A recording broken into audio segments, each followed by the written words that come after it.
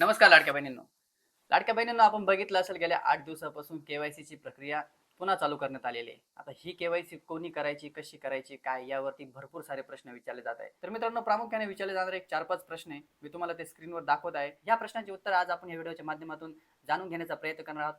मित्रांनो, जर आपल्या YouTube चॅनल जर आपण नवीन आला असाल आणि लाडक्या बहिणींचे संपूर्ण अपडेट आपल्याला वेळच्या वेळी जर पाहिजे असेल तर आपल्या YouTube चॅनलला सबस्क्राईब करून ठेवा, जेणेकरून अशी पूर्ण माहिती आपल्याला वेळेत मिळेल. मित्रांनो, आपण बघू शकता, पहिला प्रश्न होता ई केवायसी कशासाठी केली जात आहे. त्यानंतर ई केवायसी कोणी करायची. ज्या महिलांचे वडील अथवा पती हयात नाही अशा महिलांनी कुटुंबातील पालनकर्त्याचे आधार कार्ड जोडून ई केवायसी केलेली आहे.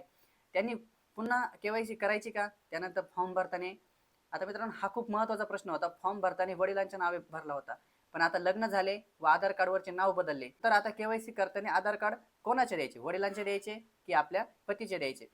आणि मित्रांनो, एक महत्वाचा प्रश्न असा होता की 4,500 रुपयाचा 3 महिन्याचा एकत्रित हप्ता येणार का. तर मित्रांनो, एक शेवटचा प्रश्न तुम्ही बघू शकता स्क्रीनवर, 4,500 रुपयाचा एकत्रित हप्ता येणार का. आता यावरती भरपूर सारे फोन्स आणि कमेंट्स आलेले होते, सर 4,500 रुपयाचा हप्ता येणार आहे का, तर तो हप्ता कोणाला येणार आहे. तर मित्रांनो, ह्या प्रश्नाचं उत्तर आपण व्हिडिओच्या शेवटी देणार आहोत. त्यासाठी व्हिडिओ संपूर्ण बघा, कुठे स्किप करू नका. तर मित्रांनो, आपण पहिल्या प्रश्नाचं उत्तर जाणून घेण्याचा प्रयत्न करूया. तर मित्रांनो, आपला पहिला प्रश्न होता की ई केवायसी कशासाठी केली जात आहे. मित्रांनो, ह्या प्रश्नाचं उत्तर खूप साधं सोपं आहे. ई केवायसी कशासाठी केली जाते. ही केवायसी मित्रांनो, बऱ्याच साऱ्या महिला कर्मचारी ज्या सरकारी नोकरीमध्ये होत्या किंवा बऱ्याच साऱ्या महिला ज्यांचं वार्षिक उत्पन्न हे 2.5 लाखाच्या 3 लाखाच्या वरती होतं, अशा महिलांनी सुद्धा ह्या लाडक्या बहीण योजनेसाठी अर्ज केला होता. आता ह्या महिलांना सुद्धा आतापर्यंत रेग्युलरली पैसे येत होते. तर सरकारच्या हे निदर्शनात यावं की कोणत्या महिला पात्र आहेत, कोणत्या महिला अपात्र आहेत. खरंच ज्या महिलांना या योजनेची गरज आहे त्याच महिलांना पैसे यावे यासाठी ही केवायसीची प्रक्रिया सुरू करण्यात आली होती. तर आपण बघितलं असेल, मागच्या 1-1.5 महिन्यापूर्वी प्रसार माध्यमांमध्ये सांगितलं गेलं होतं की कमीत कमी 30 ते 32 हजार महिला ह्या सरकारी कर्मचारी होत्या. यांनी सुद्धा ह्या योजनेमध्ये फॉर्म भरला होता आणि ह्या सुद्धा पात्र झाल्या होत्या आणि यांना पैसे येत होते. आता या महिला ऑलरेडी सरकारी कर्मचारी असूनही जर या महिला जर या योजनेचा लाभ घेत आहे, तर मित्रांनो, हे कुठेतरी चुकीचं माध्यम होतं. त्यासाठी सरकारने केवायसीचं पाऊल उचललं आणि ह्या केवायसीच्या अंतर्गत ज्या महिला खरंच पात्र आहे अशा महिलांना या योजनेचा लाभ मिळेल, असं एक सरकारचं उद्दिष्ट होतं. तर मित्रांनो, दुसरा प्रश्न होता ई केवायसी कोणी करायची. ई केवायसी कोणी करायची म्हणजे ज्या महिलांनी केवायसी सुरू झाली त्यावेळेस केवायसी केलेली होती. काही महिलांनी मोबाईलवरती किंवा आपल्या शेजारच्या सीएससी सेंटर असो, आपल्या सरकारी सेवा केंद्र असो, इथे जाऊन केवायसी केली आणि त्यांची केवायसीला एक पॉपअप आला होता ग्रीन कलर मध्ये की आपली केवायसी सक्सेसरित्या पूर्ण झाली आहे. तर मित्रांनो, आपण बघितलं आहे, मी स्क्रीनवरती एक पॉपअप दाखवला, एक मेसेज दाखवला आहे की ज्यावेळेस आपण केवायसी सबमिट केली त्यावेळेस अशा प्रकारचा एक पॉपअप येत होता की आपली केवायसीची प्रक्रिया यशस्वीरित्या पूर्ण झालेली आहे. तर मित्रांनो, याचा अर्थ असा नाहीये की आपली केवायसी सबमिट झाली म्हणजे आपण या योजनेसाठी पात्र आहोत. आपण जे आधार नंबर टाकून ओटीपी टाकून फॉर्म सबमिट केला, हा तुमचा फक्त केवायसीची प्रक्रिया पूर्ण झाली, याचा अर्थ तुम्ही पात्र आहात असा नव्हता. बऱ्याच साऱ्या महिलांचा असा खूप मोठा गैरसमज झाला की आमची केवायसी तर झालेली आहे, आम्हाला पैसे यायला पाहिजे. पण मित्रांनो, असा काही अर्थ नाही त्याचा. फक्त तुमची केवायसी सबमिट झाली आहे म्हणून तुम्ही या योजनेसाठी पात्र आहात असा याचा अर्थ होत नाही. आणि मित्रांनो, या योजनेच्या अटी आणि शर्ती, याची पात्रता काय, अपात्रता काय, हे आपण व्हिडिओच्या शेवटी जाणून घेणार आहोत. मी तुम्हाला या योजनेसाठी शासनाने कोणत्या कोणत्या अटी दिलेल्या आहे आणि ह्या अटीत तुम्ही खरंच बसतात हे आपण व्हिडिओच्या शेवटी बघणार आहोत. त्यासाठी व्हिडिओ शेवटपर्यंत. तिसरा महत्वाचा प्रश्न होता की केवायसी ज्यावेळेस चालू झाली त्यावेळेस आपला स्वतःचा आधार नंबर टाकायचा होता आणि आपले पती किंवा आपल्या वडिलांचा आधार नंबर टाकायचा होता. पण बऱ्याच साऱ्या विधवा महिला होत्या, परित्यक्त्या महिला होत्या किंवा बऱ्याच साऱ्या महिलांच्या किंवा मुलींच्या वडील एक्सपायर झालेले होते किंवा ते विधवा होत्या, अशा बऱ्याच साऱ्या अडचणी होत्या. त्यानंतर त्या महिलांची केवायसीसाठी गव्हर्नमेंटकडून आदेश आले होते की थोड्या दिवसासाठी ही केवायसीची प्रक्रिया स्थगित करा म्हणून, आणि त्यावरती काहीतरी वेगळे निकष लावण्यात जाणार होते. मित्रांनो, ज्यावेळेस निकष आले त्यावेळेस सांगितलं गेलं की आपल्या कुटुंबातील जो आपला पालन करता असेल त्याचा आधार कार्ड जोडून आपण केवायसीची प्रक्रिया पूर्ण करू शकता. मित्रांनो, बऱ्याच महिलांनी ही प्रक्रिया केली. ऑनलाईन पद्धतीने आपला आधार नंबर टाकला आणि आपल्या पालनकर्त्याचा आधार नंबर टाकला. मग त्यामध्ये आपला भाऊ असेल, मुलगा असेल किंवा XYZ कोणी कुटुंबातील सदस्य असेल, यांचा आधार कार्ड नंबर टाकून केवायसीची प्रक्रिया पूर्ण केली. मित्रांनो, यावरती परत वेगळे निकष काढण्यात आले. जर आपले पती किंवा आपले वडील जर हयात नसतील तर आपला स्वतःचा आधार कार्ड नंबर टाकून त्यानंतर आपले पती किंवा वडील हयात नाही हा पर्याय निवडा आणि केवायसी सबमिट करा. तर बऱ्याच साऱ्या महिलांनी पहिल्यांदा केवायसी केली होती पालनकर्त्याचा आधार नंबर टाकून. दुसऱ्या वेळेस जी निकष चेंज झाल्याच्या नंतर जी केवायसी करायला सांगितली तर ह्या महिलांनी काही केवायसी केलेली नव्हती आणि काही महिलांनी केवायसी केली पण होती पुन्हा. तर ज्या महिलांनी केवायसी केली नव्हती, पालनकर्त्याचा आधार नंबरवरच टाकला, त्यानंतर नवीन निकष आल्याच्या नंतर परत केवायसी केली नाही, अशा महिलांसाठी सुद्धा हे नवीन पोर्टल एकदा ओपन झालेलं आहे. याच्यावरती तुम्ही आधार दुरुस्ती म्हणजे केवायसी चुकली या कारणामुळे तुम्ही नवीन केवायसी करू शकता आणि यांना ही केवायसी करणं अनिवार्य आहे. मित्रांनो, एक सगळ्यात मोठा प्रश्न येत होता की ज्यावेळेस लाडकी बहीण योजना चालू झाली त्यावेळेस बऱ्याच साऱ्या मुलींनी या योजनेसाठी अर्ज केला. त्यावेळेस त्यांचे वर्ष 21 पूर्ण होते, परंतु त्यांनी फॉर्म भरल्याच्या नंतर मधल्या कालावधीमध्ये म्हणजे गेल्या एक वर्षामध्ये त्यांचे लग्न झाले. त्यांचे लग्न झाल्याच्या नंतर त्यांचे आधार कार्ड बदलले. त्या आधार कार्डवरती वडिलांच्या नावावरून त्यांच्या नवऱ्याचं नाव लागले गेले. आता केवायसी करताना मोठा प्रश्न उद्भवला की आता आधार नंबर कोणाचा द्यायचा, वडिलांचा द्यायचा की नवऱ्याचा द्यायचा. तर बऱ्याच साऱ्या मुलींनी त्यांच्या वडिलांचा आधार नंबर दिलाय आणि काही मुलींनी त्यांच्या नवऱ्याचा आधार नंबर दिलाय. तर मित्रांनो, यामध्ये असा विषय होता की यामध्ये त्यांच्या नवऱ्याचाच आधार नंबर द्यायचा होता, कारण त्यांनी आधार अपडेट केलं होतं आणि आपल्याला आधारचीच केवायसी करायची होती. कारण मित्रांनो, समजून घ्या की आपल्याला आधारची केवायसी करायची, आधार व्हेरिफिकेशन करायचंय.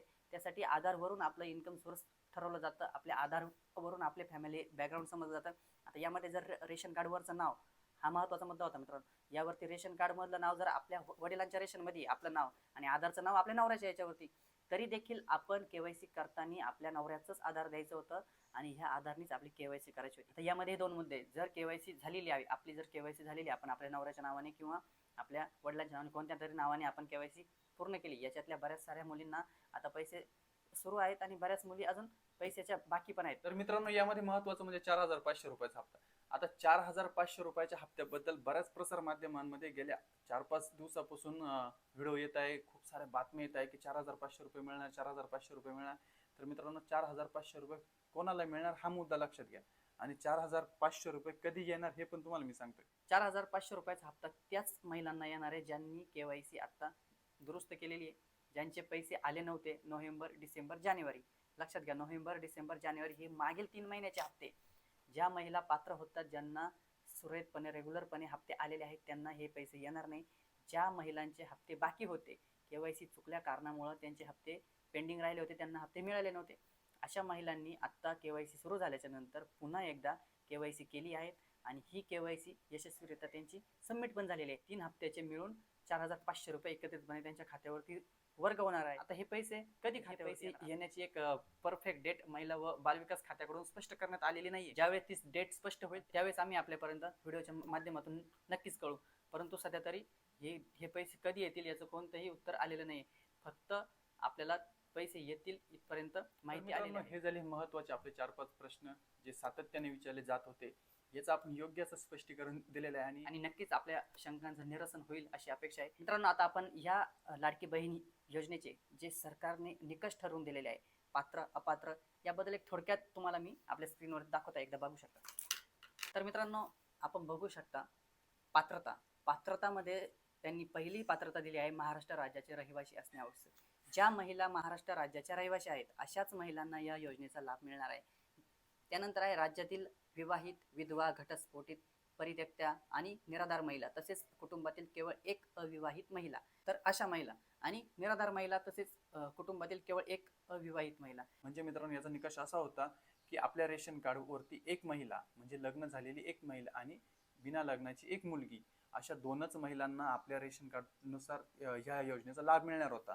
परंतु बऱ्याच साऱ्या कुटुंबात एक रेशन कार्ड एकत्र असल्यामुळे, जॉईंट असल्यामुळे 2-2, 3-3 महिलांचे अर्ज केलेले होते. यामुळे बऱ्याच साऱ्यांचे अर्ज बाद होणार आहे, याच्यातून आपण अपात्र होणार आहे. हे तुम्ही लक्षात घ्या.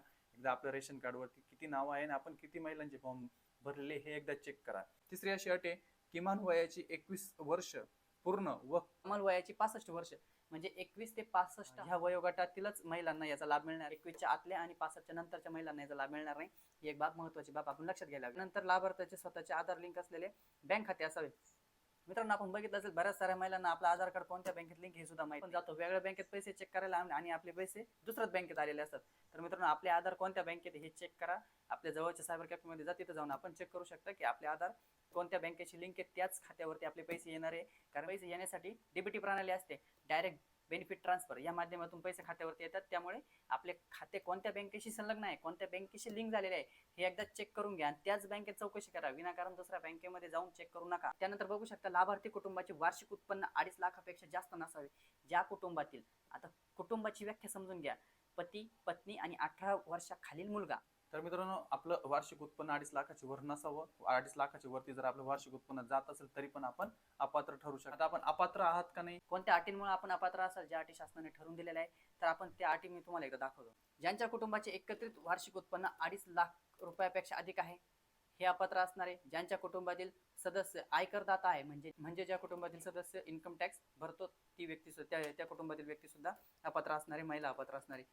ज्यांच्या कुटुंबातील सदस्य नियमित कर्मचारी म्हणून सरकारी विभाग, उपक्रम, मंडळ, भारत सरकार, राज्य सरकारच्या स्थानिक संस्थेमध्ये कार्यरत आहे किंवा सेवानिवृत्तीनंतर निवृत्ती वेतन घेत आहे, तथापि 2.5 लाख पर्यंत उत्पन्न असलेले बाह्य यंत्रणेद्वारे कार्यरत असलेले कर्मचारी, स्वयंसेवी कामगार आणि कंत्राटी कर्मचारी पात्र ठरतात. मित्रांनो, बऱ्याच साऱ्या कुटुंबातील मुलं असतील, पुरुष असतील, हे गव्हर्नमेंटमध्ये कामाला असतात किंवा प्रायव्हेटमध्ये असतात किंवा निमशासकीयमध्ये असतात.